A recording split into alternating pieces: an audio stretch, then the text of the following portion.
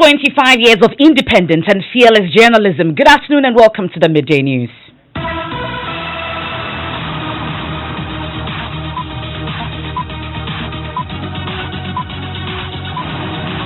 This bulletin is coming to you live from Joy 99.7 FM studios here in Kokomlimle at digital address GA0993341. Also live on Love 99.5 FM in Kumasi. Affiliates across the country including Kwando FM in Kwando, Pad FM in Damango and K-Tech Radio in Koforidua. It's on ABN Radio in London and around the world at myjoyonline.com. The news is brought to you by UMB Bank, UMB Speed Up, DigiBank, Let's Go and Telesol 4G.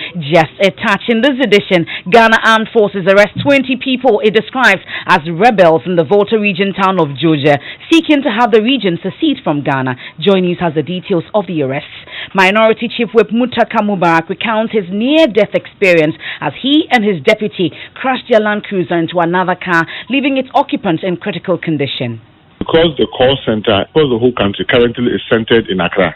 So it's like sometimes the queue on it is unimaginable. We agreed, even whilst we were at the accident scene, that this is something that needs to be regionalized, at least.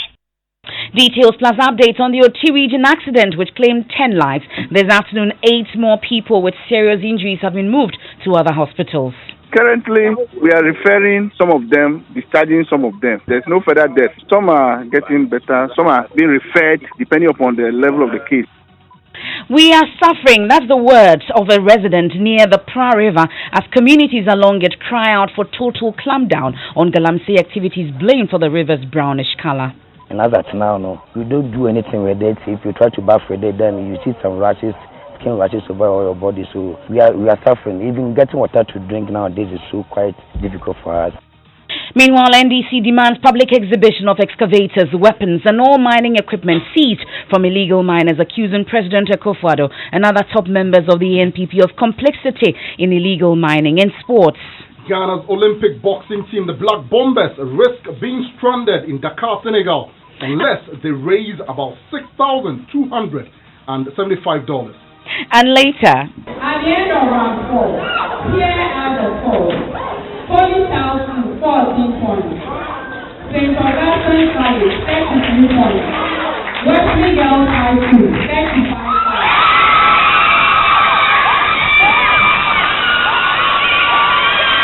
I'll tell you all about how Wesley Girls Senior High School beat St. Augustine's College and Holy Child to become Central Regional Champions in the National Science and Maths Quiz Contest. And gospel music sensation Diana Hamilton shares her joy story. And then be a station that supports my ministry. I am grateful. So thank you, Joy. Another 25 years for coming. I'll come and say the story all over again. That's all coming up here on the Midday News. You want to stay for details with me, Emefa Apawu.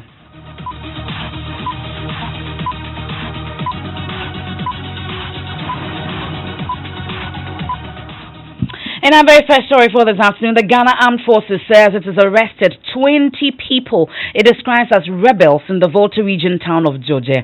The suspects are said to be members of the Homeland Study Foundation, a group seeking to have the Volta region secede from Ghana.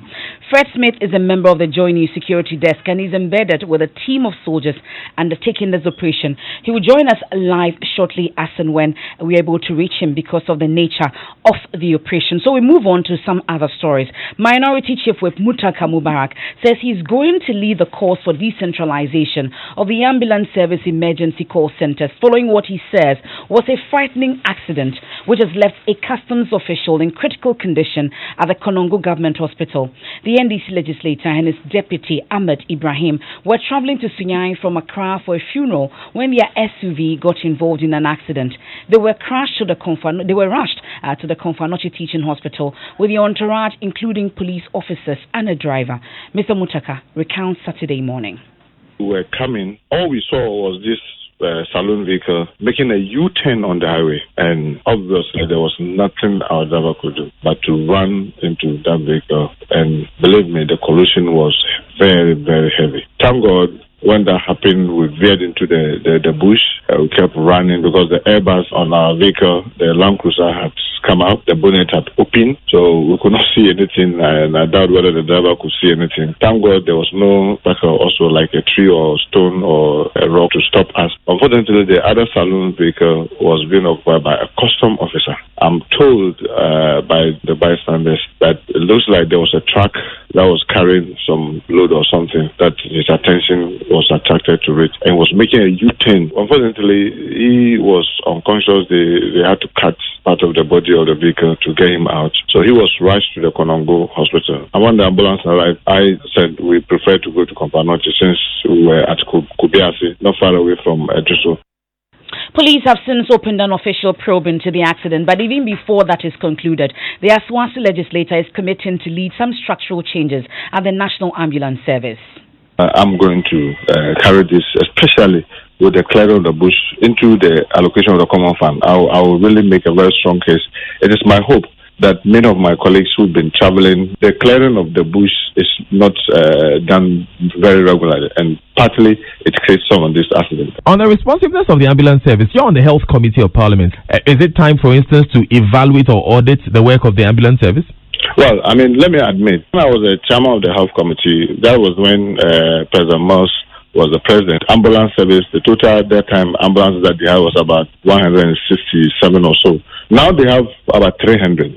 And Professor Zakaria admitted that because the call center is all across the whole country, currently is centered in Accra. So it's like sometimes the queue on it is unimaginable. We agreed, even whilst we were at the accident scene, that this is something that needs to be regionalized. At least then you try to move it to the district so that adjoining districts, or you zone it such a way that depending on the traffic on those areas, a number of districts will have their own center. Minority Chief Whip Mutaka Mubarak there. Let's stay a while longer in the region because the Rasta Asari Donko reports one person was crushed to death in an accident attributed to poor visibility created by extreme dust pollution on the Atonsu Kuntinasi Road. Driver of tipper truck who is in custody has been telling police he did not see the taxi cab approaching. His vehicle rammed into the small Chevrolet vehicle, flattening it. The body of Kwame Entry, 57, has been deposited at the Pramso Hospital morgue. His colleague drivers are angry. They attribute the accident to poor visibility due to extreme dust pollution. We don't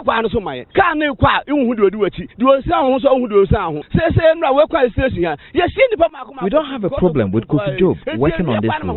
We just want him to water down the dust. You don't see who is driving ahead or beside you when driving. 3 people have died on this road due to this. In yesterday's accident, the tipper truck was virtually sitting on the taxi cab.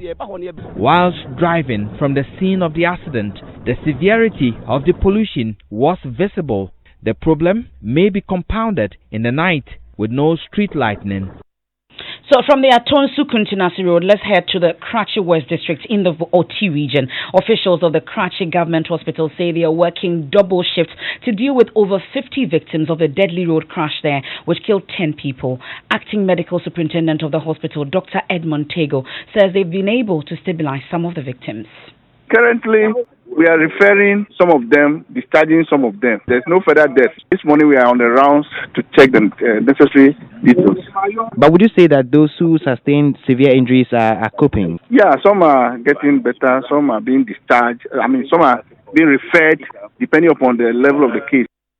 Now, joining us on the phone line is Superintendent Alex Wowolo. He's the Karachi West Divisional Police Commander. We're grateful for your time here on the Midday News, sir. So, to start with, over the weekend, you told us that you had commenced investigations into this incident. What have you found so far? Yes, so far, we have arrested the driver in charge of the vehicle, and we are cautioning him for now on the careless driving, careless and inconsiderate driving. But we are told that this situation that we saw over the weekend, truck meant for cargo, was used to convey over 60 people when this crash happened. We understand it is a common practice in the area. What exactly is your outfit doing about this?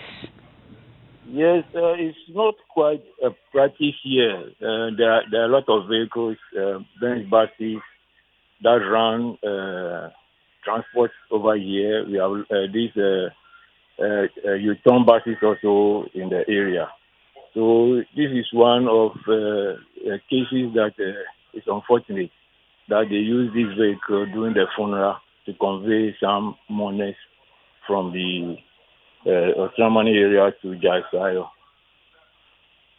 So that's Superintendent Alex Wowolo. He's a Karachi West Divisional Police Commander, giving us an update on that incident over the weekend in the Karachi West area. Now, as part of our Arrive Alive campaign here at Joy News, we highlight the key role of the seatbelt in saving lives during road crashes. Two people who are living testimonies of how seatbelts can save lives are Deputy Communication Minister George Anda and Ashanti Region Police PRO ASP Godwin Ahianyo. Nancy Emefa Apawu puts the spotlight on them. This collision could result in two things: either death or a testimony. We saw the car in the ditch with all the four tires up and then the roof on the ground. So it was just a miracle. For many, just pulling, clicking, and clipping their seatbelt could have saved them from the untimely death. Many have been sharing their testimonies of how seatbelts saved their lives. I once took a passenger, I asked him to wear his seatbelt. I said no. Very unfortunately, we had an accident and he fell off the car. Wow. As I'm talking to you now, yes, one of his eyes is not working anymore. Public Relations Officer at the Ashanti Regional Police Command, ASP Godwin Ahianyo, offered himself to promote strict enforcement of wearing seatbelt. He is a survivor. So my driver lost control and then he tried. Time we realized we were in the ditch. I got stuck in the seatbelt in which we were. In November 2018, Deputy Minister of Communications George Anda was involved in a horrific accident which was almost fatal. So I was wearing my seatbelt. Everybody else in the car was wearing their seatbelt. That's the reason why no one else got injured that severely. The good news is that the rules are straightforward. Clip in your seatbelt because we want you to arrive alive. Are you wearing that seatbelt? Go ahead and do that now. In a related development, yesterday, Sunday, February 16, would have been her 23rd birthday celebration, but a grisly accident 2 years ago made it impossible for musician Priscilla Opoku-Kwarteng, popularly known as Ebony Rains. Her father, Nana Opoku-Kwarteng, says he is yet to overcome his sorrow and grief in the first of our series of accidents that shook the nation as part of our Arrive Alive campaign to end the carnage on Ghana's roads. Maxwell Agbagba has been speaking to him. A last video of family members swooning over the music star Ebony. To the world, she's Ebony. To the family, she's their Nanahema, a queen. Hours after Priscilla Opoku-Kwarteng left her mother's residence, news of her demise started filtering through the air, and her mom could only wish it was a hoax.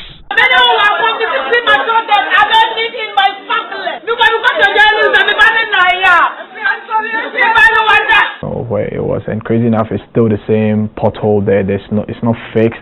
I've now met Ebony's best friend, popularly known as OG. Priscilla Opoku-Kwarteng's journey to stardom started with him. On the day that bond would be cut short, OG had a strange dream he couldn't interpret. I actually had a dream that we were going somewhere. I didn't know where we were going, but it was me and her, so I didn't see her in the dream. Together. That was before the call came. After the dream, it's when I started seeing calls, because it was like me and her boarding the flight, but I wasn't seeing her anymore. It was just me, and I was looking for her in the dream. I am now at the residence of Ebony's father, Nana Opoku-Kwarteng. A big portrait of Ebony has been hung in the corner of the room. Her numerous awards greet any visitor who enters the living room. Nana Opoku-Kwarteng sits in a sofa very close to another picture of a deceased daughter. As he began to give the chronology of events, tears started to fill his eyes. It's so sad anyway. Jesus, I wanted to go to the scene to see if indeed what I'm hearing is indeed the case. Because never did I anticipate that the queen was coming no more. She was updating me while she was with her mom. I'm only trying to cope with her. The circumstance at which the queen left and never returned. Nana Opoku-Kwarteng still keeps a Samsung phone which has his last conversation with Ebony. Ebony, in her last but one message, had asked for his prayers to arrive safely in Accra as she left to visit her mother. And I say, are you driving yourself this time of the night or something? He says, no, the driver is driving me. And I said, stay safe. Say, Dad, pray for me. So she said, Dad, pray for me. I'm trying not to get emotional anyway. So I said, you are safe. Nobody would have thought that, would you? Father of the deceased singer Nana Opoku-Kwarteng is urging drivers to be cautious on the roads. He says government also has a role to play in the protection of the lives of motorists. Government should be very, very, very involved in the production of good roads. And drivers, may I share this with you guys? Once you sit in front of the sea and the person that says by, there is this social contract. You got to be very mindful of how you drive. Drive with caution because you could kill and even kill yourself. I just want to see you drive safe home, drive alive. Ebony has left us. A father wants you to arrive alive. One day you will know. These are the words of my master. And later tonight on the Joy News channel, which is now free to air, and also on the multi-TV Digibox, you bring you the latest Hotline documentary titled Tricycle Invasion. It focuses on how motorbikers are killing and maiming people. Here are excerpts. Meet Grace Joe. Her husband and her 5-year-old daughter survived a fatal motor accident on the Asawenso-Apramwase highway. I was traveling on a motorbike with my husband and daughter from Apramwase to Asawenso. A car hit us at the police barrier. People thought we had died after the driver sped off. A passerby got a taxi to rush us to Asafo Hospital.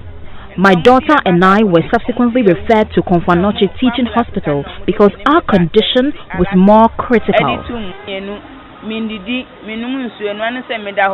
I was later told I went into coma for 2 weeks. My daughter's intestines had gushed out as a result of a deep cut in her rib cage in addition to her thigh injury. Her mother, Christiana Akbalega, recounts how her daughter's accident has affected the family. After my daughter and 2-year-old granddaughter were discharged, my husband and I had no money. A doctor helped by paying up front. We still haven't been able to pay the money back. We have spent over 30,000 Ghana cedis on bills. The Konfanoche Teaching Hospital Block C2 is treatment center for all trauma cases. Almost 70% of patients in this ward are motorcycle accident victims. You need to catch our latest Hotline documentary, Tricycle Invasion, and here's why you need to arrive alive.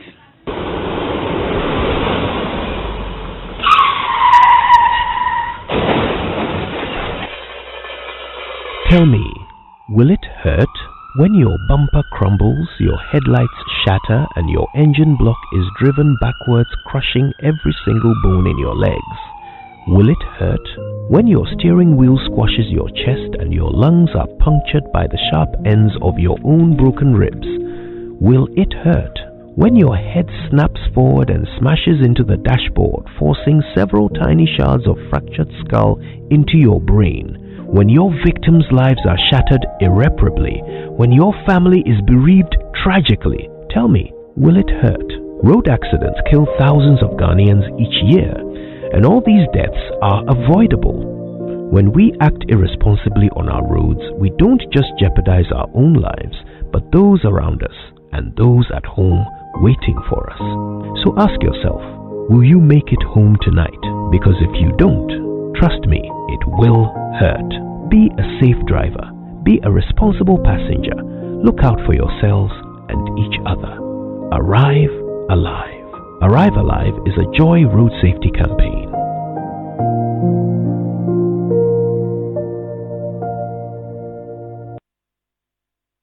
Keep your eyes on the road. Mr. Driver, take your time.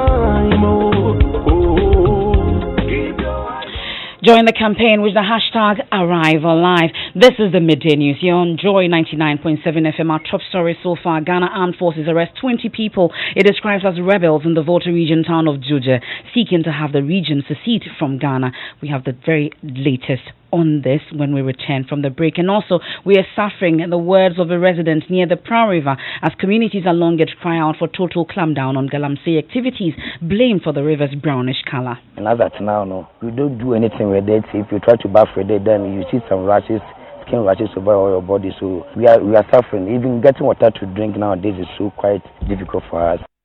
Meanwhile, NDC demands public exhibition of excavators, weapons and all mining equipment seized from illegal miners. And later, at the end of round 4, here are the scores: 40,014 points, St. Augustine College 32 points, Wesley Girls High School 35 points.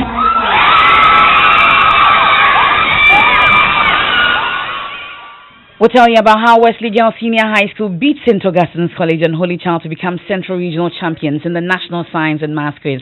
Please stay for details. You're right back. UMB was established in 1972 as the premier bank for the corporate and private sector in Ghana. From our very beginning, as the only Ghanaian bank serving all categories of businesses, we set a standard for excellence and innovation over the past 45 years. We've built a financially healthy and strong bank, demonstrated our commitment to our customers and to growing businesses, and exhibited originality and innovation at every turn. At UMB, our focus is built around people, service, products, and technology. These are the key to our present success and our future triumphs. At UMB, we're poised to make a difference not only with our customers, but also in the banking industry. We invite you to share in our future. Our future starts now with you. It's still the Midday News. Let's do sports now, and Hans Mensando has the very latest. Well, Emefa, is a very familiar story with Ghana's Olympic teams and funding, because Ghana's amateur boxing team, the Black Bombers, they risk being stranded in Dakar, Senegal, as they participate in an Olympic qualifier in a few days. The team, which left Accra this morning, is made up of 8 male boxers, 2 female boxers, and 2 coaches. And they are hoping to book as many places as possible in the Tokyo 2020 Olympic Games later this year. According to President of the Ghana Boxing Federation, George Lamte, the NSA has offered some support with the provision of 5 return air tickets, while individuals are also beefing up with their personal resources. However, it is still inadequate. The team needs to urgently raise $6,275 to add to an initial $6,000 to sort out the accommodation needs for the qualifiers in Senegal, Dakar.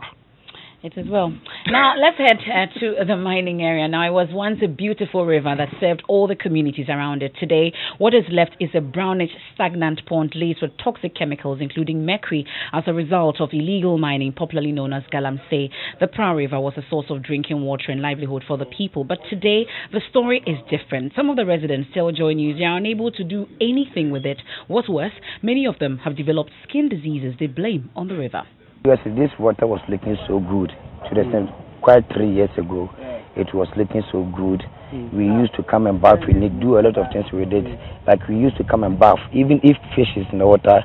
Sometimes you can see fish in the water. But when this government said you want to put a stop to this Galamsey, it even worsened the color of this water.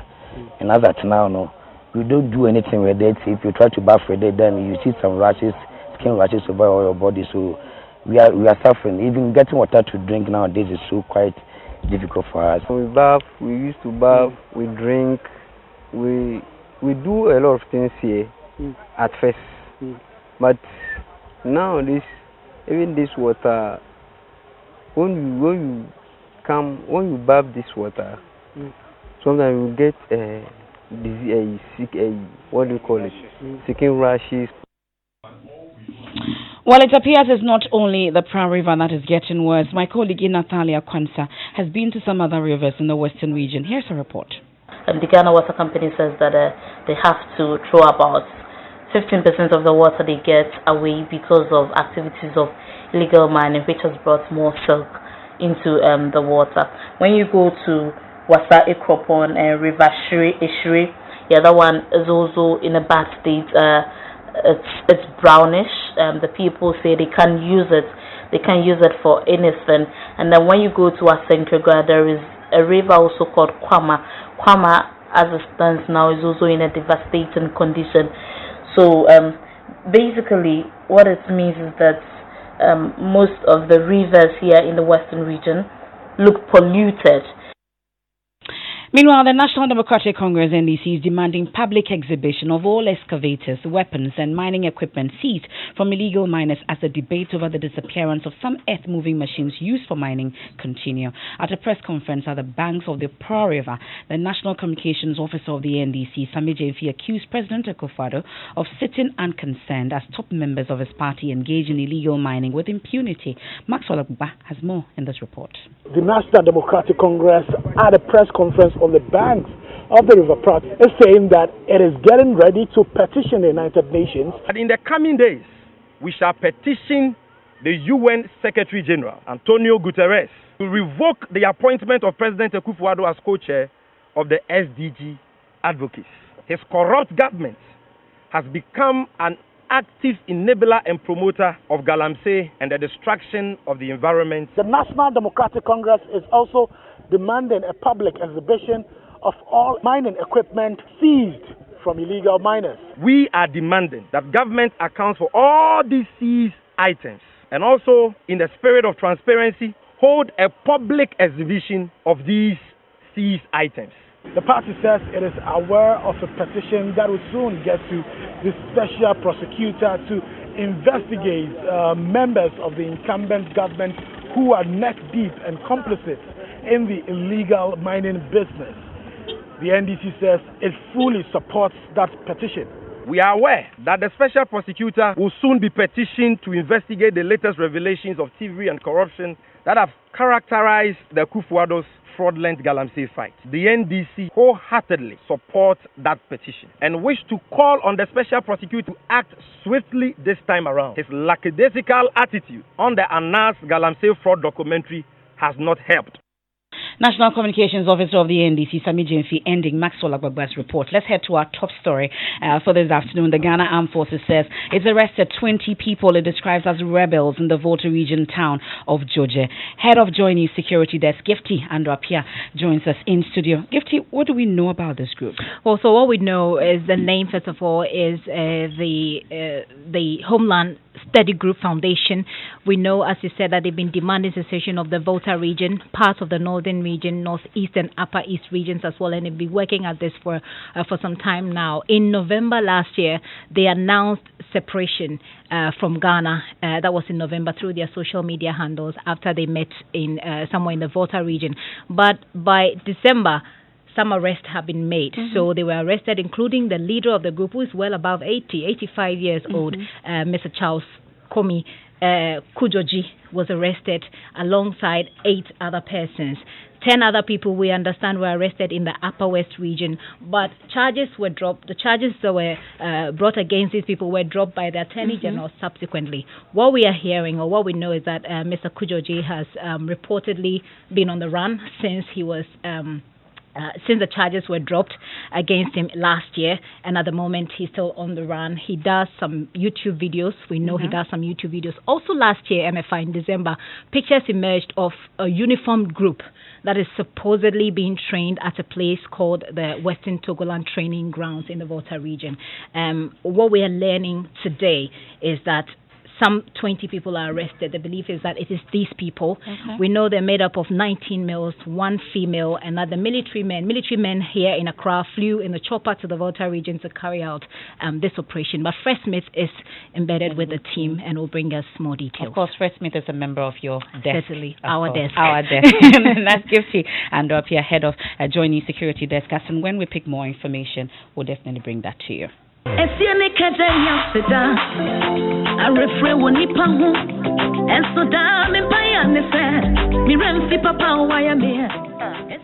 last week it was Danzola T. Stoneboy who talked about how Hits FM, a member of the multimedia group, has aided his career. Today is gospel songstress Diana Hamilton, who's had some compliments for the Joy FM for pushing her ministry. That's her Joy story. Listen.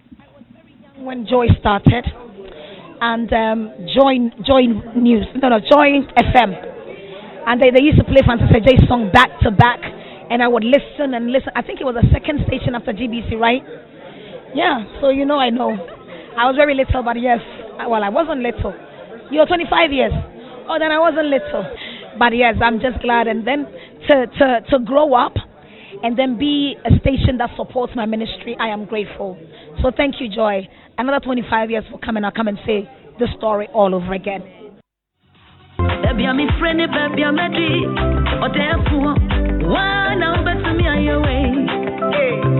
I said, and that's the Dinah Hamilton's joy story. What's yours? Let's hear it. Now, some big boys suffered a lot of thrashing at the weekend. St. Augustine's faced off with Wesley Girls and Holy Child in the neck-and-neck National Science and Maths contest in the Central Region. Richard Kujonyako reports. St. Augustine's College led the charge and won in all 3 rounds. But the pretty and brainy girls from Wesley Girls won't just allow the Seasiders to win the 2nd edition of the championship.